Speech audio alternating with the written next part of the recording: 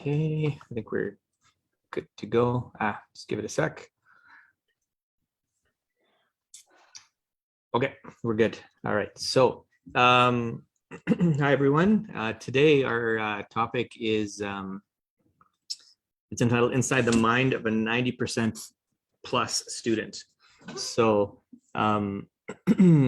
this was an important one for me because I thought that I had an experience actually at just last week, and I noticed that there are some students who are very intelligent and they're smart and they're very capable, but they just don't get the grades. And then I looked at the other students that are getting the grades that they want. So, I'm talking 90% and higher. And I thought it'd be good for me to kind of explain to you what about the students that are doing exceptionally well. And maybe I can compare and contrast. I think that might be a good way to go. And just so you know, I kind of had to put this thing together at the last minute because I've been so busy, and I've had a lot of clients wanting to sign up and work with me, and so I got to create like folders for them and set up the technology. So it's been very, very busy. So I'm flying a little bit without a net here, but let's see how it goes. So the one thing I wanted to do was that explain to you that this is important because if you can adopt the right type of thinking and the right type of mindset, then to be honest, everything comes much easier to you. Because I always look at, like, I always compare the engine of a car to our mindset, right? So once the engine is amazing and the engine is solid, then even if you hit a bump on the road, or even if you take the wrong turn, or let's say even if you hit a dead end, you're still capable, right? You can still figure your way around it. Maybe you got to take the long way. Maybe you got to, drive on some bumpy roads every once in a while, but you can get there if you're persistent enough. On the other hand, if you have the best road, if you have the best map in the world, if your GPS tells you exactly how to get there, and you know how to get there, but you don't have, your engine isn't good, it's broken, then what good is that? What good is that map, or what good is that GPS? Because you can't get there. So it's very important to think of your mindset like that. And that is that sometimes even if you don't have the best strategies, people can still be successful because their thinking is optimal, right? Their mindset is very good. So this is also another reason why sometimes some students will try certain strategies and it'll work for them, but then the same strategies won't work for other students. And it's because each student has a different mindset. And so if your mindset isn't optimal, it's not correct, then you'll start to notice that even if you work really hard and you do the things that you're supposed to do, quote unquote supposed to do, they're not going to help you. So for example, you may have been told that you have to make sure you put in a lot of effort, make sure you attend all your classes, make sure you do all your questions in the textbook, and then you still aren't able to be successful. So the reason for this is not so much because you're doing the wrong things, it's because the thinking behind what you're doing is kind of not optimal. So what I always suggest is, before you start doing anything, have the right attitude, have the right mindset, and have the right thinking in place. So what I thought I would do is I would give you a really good or head start in terms of how can you adopt the right type of thinking. And I think if you can implement these mindsets that I'm going to share with you, then you'll start to notice that the strategies that you do use, they'll just begin to work a lot better for you. And specifically, what I wanted to do is maybe share some of these things because maybe they could help you for your final exams. It's the end of March right now, March 24th. And if you're going to watch this on YouTube, you're probably going to see this on a different day. But the day of filming is at the end of March. And so a lot of students are going to be writing final exams in April. So I thought this might be good for them as well. And also another reason is I also wanted to give you some hope. And I know some students, you may have given up hope. You may have thought that you just can't be successful because you've tried everything, you've done everything you're supposed to do, and you're still not able to be successful. And I can totally relate to that because that was my situation too when I was younger. But one thing that I think really helped me was I really spent a lot of time with intelligent people, and I started to adopt their ways of thinking. And as a result of that, I was able to sort of do better because I started to think in the same way they kind of taught me to think. And they didn't overtly teach me to think that way. I just kind of would have conversations with them and I could see what was going on in their head, which is very different from mine. So here's a couple. I've written down 7 things that I felt could be helpful for you. But if a few of them come to mind, then I'll mention them.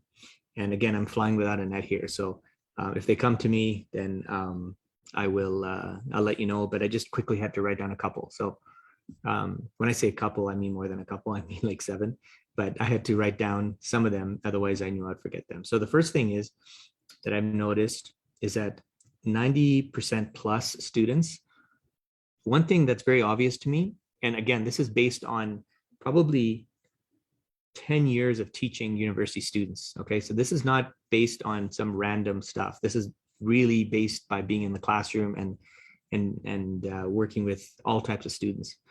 But the top students, they actually see a direct connection from their education to the lifestyle that they want. So they actually see the connection. So when they're in the classroom, they can actually see that by them doing well in school, how it's directly related to the career and hopefully the lifestyle that they want. If not so much lifestyle, definitely they can see how it's related to their career.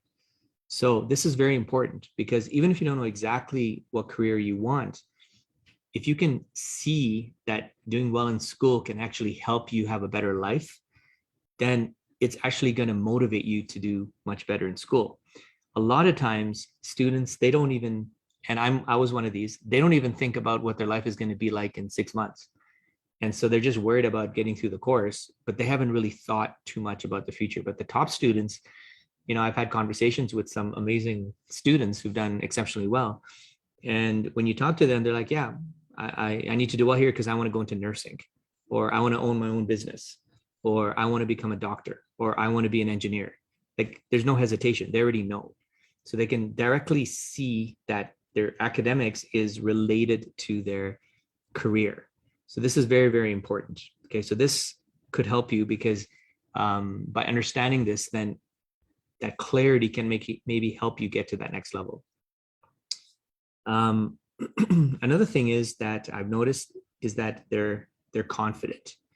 Okay, so now you might say, well, I'm not that confident, so that's why I'm not doing well in school. So let me preface this by saying that a lot of these top students, they're also scared. They also feel afraid. They're also intimidated sometimes. I've seen it. Like I've seen top students really be terrified when it comes to asking a question or making a presentation. I've seen it. But what they do is they understand that they cannot let that fear or intimidation stop them. So what they do is they fight through it. They don't give up. So this is critical because what happens is the student who gives into their fears will probably always give into their fears as they get older. And so what ends up happening is every time things get difficult or scary for them, what are they going to do? They're going to turn around and go the other way. Whereas the top students and the top performers, they still feel the same fear, but they're like, no, I can't walk away because I'm going to go in a direction that I don't want to go. So what do? They face it head on and they go through it. And sometimes they make mistakes and sometimes they embarrass themselves and sometimes they don't always do a good job. But you know what? They went through it. And every time they go through it, they build up their confidence. And when they build up their confidence, guess what? They're better prepared for the next challenge. So this is something I've also noticed from top students.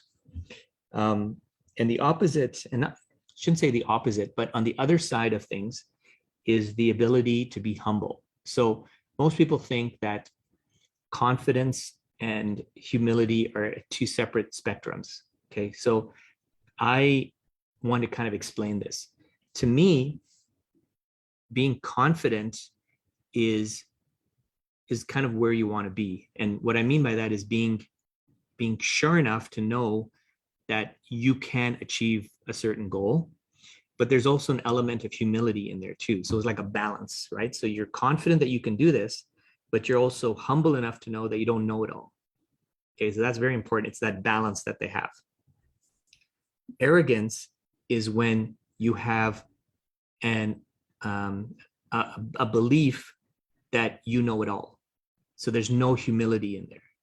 Does that make sense? So a confident person has some elements of humility in there. An overconfident person or a cocky person has no humility. It's the humility which is necessary to go forward in life. So a humble person understands that, look, they can be successful and they have the ability to be successful, but they also know that they can't do it themselves. They also know that if they try to do it themselves, it's probably going to take longer. They probably won't be as effective, and they probably are going to make a lot of mistakes, and they're going to waste lots and lots of time. Okay. Somebody who's arrogant is probably going to have a very, very difficult time in life, and period. And so in the short run, they may be good at something, but eventually what will end up happening is they'll start to repel opportunities. People will begin to be repelled from them. They'll probably begin to push things away from them because people around them will be able to see that, look, you can't work with this guy. You can't, this guy's not a team player. And, you know, from a sports perspective, I've literally had to get rid of some players on my sports teams because they think they're so good and they shouldn't listen to anybody else or the coach or anything. And what ends up happening is it creates they call it a cancer in the dressing room, and the whole team just crumbles. So you want to be aware of the fact that you need that element of humility if you want to be successful. And again, humility means that you understand that you don't know it all, and that you can still learn and you can still develop your skills. No matter how good you are or no matter the results you're getting, these top students understand that there's still more to learn. Okay. And I also use the term coachable. So coachable basically means that you're willing to let go of old ways of doing things, and you're willing to be open-minded to new ways of doing things. And so this is why when I work with students, they have to have that humility and they have to have that coachability in there, because you know, I probably shared this with you before, but there was somebody was talking to Bruce Lee. And if you don't know who Bruce Lee is, Bruce Lee was a famous martial artist, probably the best in the world at that time. And a very good martial artist went to Bruce Lee and said, listen, how do I get better? And I really want to get to your level. And so Bruce Lee responded, he said, well, you got to think of yourself like a glass, okay, with water in it. And he said, and Bruce Lee tells this guy, he goes, if you want to get better, you actually have to dump out some of the water in the glass, because right now your glass is full. There's no room for you to learn anything. So the guy who wanted to get better actually had to let go of some of his older ways of thinking, had to get humble and understand he didn't know it all. And then he had to relearn new ways of doing things. So that's a good analogy I thought I would share with you. A lot of these top students is that they are not afraid to get clarification. So a lot of times students, they're given an assignment or they're given homework and they don't get the clarification that they need. So what happens is they start the assignment, they start the homework, and they realize they don't actually know how to do it. But by that time, it's either too late or they're too afraid to ask for help at that time. So then they end up submitting their homework or their assignments or whatever, and it's done incorrectly. And so they don't do well. So it's very important that you understand that you have to be able to be comfortable enough to ask questions and get clarification on things. And this is important sometimes because if you don't do it, then you may misunderstand or misinterpret how you're supposed to get some things done. Okay. So I know some students are afraid because they're like, well, I don't want to ask a dumb question. So here's my thought on that if you're really paying attention and you're listening, you probably won't ask a dumb question. The only dumb questions come in when you probably haven't listened, or you haven't gone to class, or you haven't paid attention. Then it sounds like a dumb question. And so what I mean by this is sometimes I'll finish explaining everything in terms of an assignment, and somebody will put their hand up and I'll have to repeat exactly what I just said. Now, that is still not a dumb question, but that tells me that the student was not paying attention. Okay. And the only reason it seems like a dumb question at the time is because I had just answered it like 30 seconds ago, but the person wasn't listening. Okay. So that's kind of what you want to not do. Okay, you want to pay attention, so you ask the right questions. So when you do ask questions, don't ever be afraid to ask them if you have been paying attention. Okay, and if you have not been paid attention and you're just asking because you were distracted, then what I would probably do is I would probably go and see your instructor privately, or maybe ask a classmate or something like that, because then it's probably going to upset your instructor because he just finished explaining what to do. And if you aren't paying attention, then it's probably going to seem like you're not asking a good question at that time. Okay, so another reason why you need to learn to pay attention and really be able to follow along with what your instructors are teaching you. Another thing that I've noticed, and this actually happened just over the like last few days ago. I think today's Thursday. So yesterday, it happened yesterday. And top students, they actually have a lot of respect for their peers, for their instructor, and the whole education system. So they're very respectful people, most of them. And the reason I'm saying this is because I had a student who was very disrespectful, and she consistently shows up late. She consistently expects that everybody accommodate her. She consistently thinks that when she goes to class, everybody should stop and accommodate her when she gets there. And these type of students, they may be intelligent, but what ends up happening is that people just don't want to work with them, and people don't really want to give them the benefit of the doubt. So it actually hurts them in the long run. And unfortunately, because the student had been given numerous warnings, and because she had shown up already four times late to class, unfortunately, she was asked to leave. So she couldn't believe it. She was shocked. But this is the beginning of the end for her unless she changes. And this is important because no matter how bright she might be, she's never going to do well in school because she has this, she doesn't have that respect towards the education system or her peers or her instructors. So this is one thing I noticed about top students, is that they are quite respectful. Another thing I've noticed is that top students, they seem to have this gratitude. And so gratitude is basically the ability to appreciate what you have. So I know a lot of top students, what they do is they really have this feeling of that they're lucky, and that they're, that they feel grateful for the opportunity for what they've been given.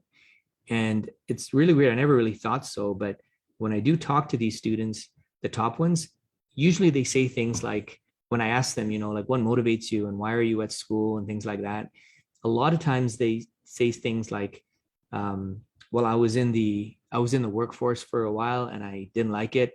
I'm just so grateful I could come back and finish my education. So then there's some gratefulness there. I've worked with students who are parents, who are mothers, and they've come back and they're probably in their late 40s, sometimes in their 50s.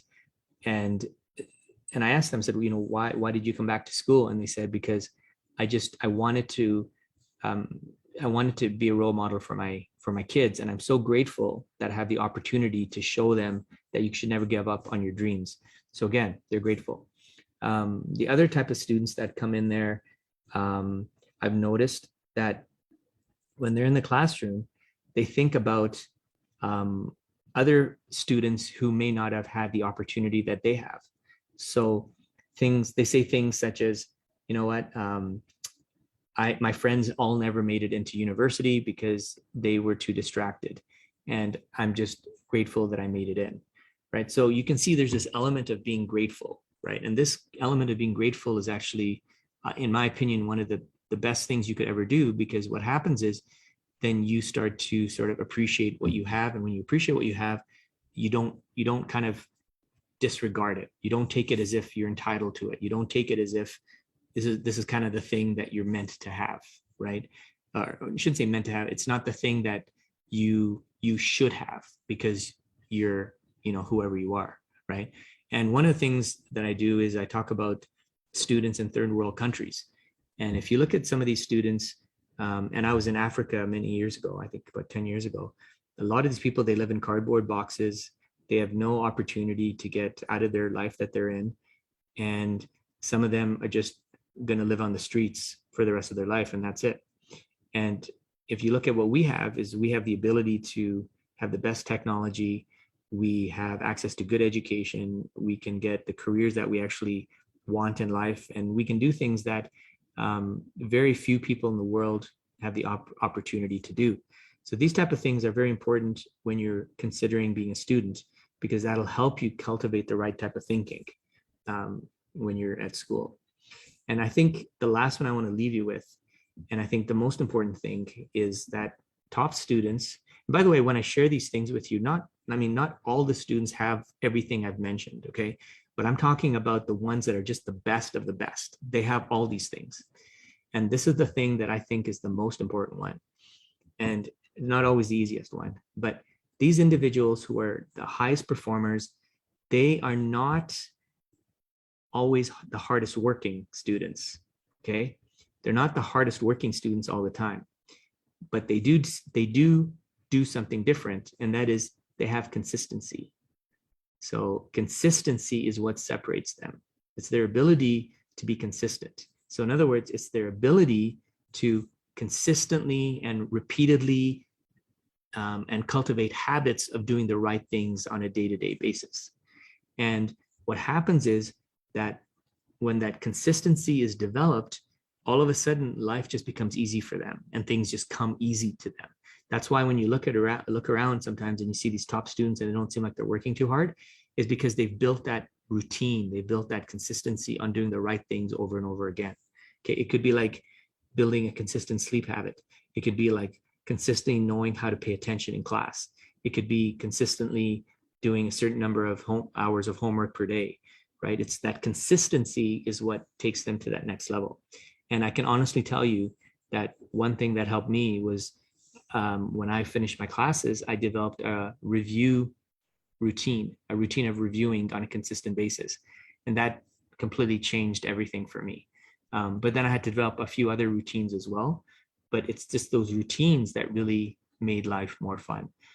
And again, something that happened just the other day in school is that there was a student, and right now we're doing student presentations. And then there was a student who actually gave a presentation, and brilliant, absolutely brilliant, did a fantastic job. You could tell that he understood the material. You could tell that he put in a lot of good effort in terms of creating his presentation. He practiced, you could tell, very, very good. But unfortunately, he's not doing well in the class. And so you might say, well, why is he not doing well in the class? And the reason being is because he's inconsistent. So some days he'll do a fantastic job. Other days he won't submit his assignments. He won't do what he's supposed to do, and he misses class. But when he does show up, sometimes he's fantastic and sometimes he's not. Sometimes he's just distracting the class and I have to tell him to keep quiet. And sometimes he's well behaved. That inconsistency is really doing it in for him. So this is something that is very, very important, and I think if you can build that consistency, that'll be very, very good. So hopefully these things have helped. And as always, one of the things that I would highly recommend you do is set up a free consultation with me it's free, so it's no charge. And the reason for this is because you could learn exactly what it is that could be stepping in your way or standing in your way. And you could figure out what it is, we could figure out what it is that you need to do to get to the next level. And by doing that, you will start to see that things will get better at school. Now, most people say, well, yeah, I want to do better at school. But another way to look at this thing, and what I tell all the people that work with me, is that don't think of school just as a 4-year deal, okay? Once you understand these principles of building consistency, of developing the right mindset, of being more productive with your time, being able to communicate well, be a better problem solver, all these things you need to apply in the workforce as well. So when you're applying and you're learning these things, not only will you do well in school, but you're also going to do better in the career that you want. So you should think of this as almost like a 50-year investment. So whatever you spend now, yes, it'll help you get better in school and you have a lot of options. But even when you're in the career and having the life that you would like to have, you're also going to excel at these things. Why? Because you've learned the fundamental skills of how to be successful. So what I would do is I would really consider booking a free session with me. And the reason why it's free is because I know not everybody feels that that they want to hire a coach or anything like that, that's totally fine. But at least I can help you get off to the right start. Okay, so I'm just going to leave that with you. So I'm just going to summarize what we talked about today. And the first thing I wanted to mention is that top students, they see a connection from their education to the life or the career that they want. So that connection is very clear to them. And so that keeps them motivated and driven, and it keeps them persistent, which is very important. Number two is that although top students get afraid and they have fear, and sometimes they feel like, they might be embarrassed at times, they're confident enough to fight through it, right? They're confident enough to go through it. And by doing that, they end up developing more confidence for other challenges in the future. A lot of the students that run away or don't do the thing that scares them, they actually have that fear actually gets bigger, and it stops them from doing other things in life. Okay, so this is why a lot of students, they don't get help, they don't ask for help, they don't want to work with anybody that can assist them because they're afraid or they feel ashamed. Okay, so if that's you, then you have to get through that, because otherwise you're always going to let fear stop you. Number three is that they're also humble. So students are humble in the sense that they know that all the success that they've got, it's not 100% due to them. Yes, they've contributed to it, but a lot of it has to do with the fact that they've got help from other people. They've been blessed by being in a good environment, and they also understand that they always can learn something more. Okay, and that they never know it all. In fact, the moment you think you know it all, and the moment that you think you don't need to listen to anybody else, that's the time when you lose it all. And it's very unfortunate, but I see this very, very often. Okay. They also have the ability to ask questions and get clarification. And they do this because it saves them time, and it helps them to sort of get to where they want to go. Okay. And lastly, they're grateful. This is actually the second point. They're grateful for what they've been given. And that ability to be grateful actually helps them, because by being grateful, they have the ability to sort of appreciate what they have, and whatever they've been given, they don't let it go, right? They hold on to it, and they take advantage of what they've been given. So that's something else I thought would be valuable. And then lastly, and the most important one, is that they're consistent. So they just have a set routine that helps them be successful and allows them to get where they want to go, because this consistency really is the thing that helps them. A lot of times people say it's hard work, and I would disagree a little bit, but instead what I would say is that it's about doing the right things consistently. It's not about working hard once in a while and working hard whenever you feel like it. It's about doing the right things consistently, which doesn't necessarily mean it's hard work. Okay, so I think I like to tweak that definition a little bit. All right, so if you need help with any of this stuff, and you want to figure out what the right things are, and you want to figure out how to build a better mindset and things like that, then reach out, and we can talk. Okay, so that's it for me. Just want to see if there's any questions. I'm just going to check Facebook here. Let's see if there's anything here. Don't think there is. No, nothing so far. Yeah, good. Yeah, so that's it. And Shikufa, you're good? No questions? I'm good, thank you. All right. Okay, no problem. So we'll talk to you guys later, and we'll see you on, I guess, next Thursday then. Okay, and enjoy the fantastic weather, because I don't know if you're in Canada, which is where I am. All the snow is slowly melting, birds are chirping, sun is shining, and it's a good time to be. It's a good time to be here in Alberta. So that's awesome. All right, guys. So we'll talk to you soon, and we'll see you on Thursday, next Thursday. Bye-bye.